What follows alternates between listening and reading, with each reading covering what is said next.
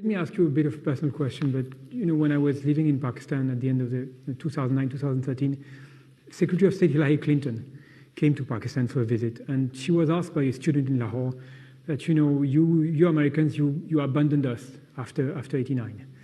What are the guarantees that we have that you will not abandon us again? Now, the United States have shifted their priorities away from this region. Do you feel that you've been betrayed again?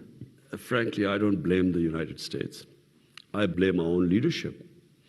The job of the leadership of this country is to protect the interest of its own people. It's not the job of the United States to protect the interest of Pakistani people. Right. So why did Pakistan allow itself to be used? Clearly, we became part of the U.S. war against the Soviets through Afghanistan, in 80s. But once that was over, a year later, sanctions were slapped on Pakistan.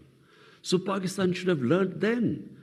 That's why I opposed, Pakistan joining the U.S. war on terror after 2001, because number one, we had trained these mujahideen to fight foreign occupation. Now, how were we going to stop them?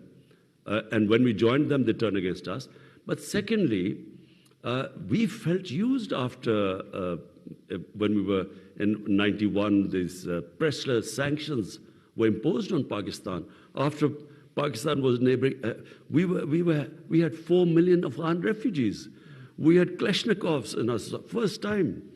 We had sectarian militant groups left in Pakistan, fallout of the Afghan jihad in the 80s. So now, by joining them, I opposed it. I thought we should stay neutral. But I still remember George Bush's statement saying that we will not abandon Pakistan again. Yeah. And they did. Okay.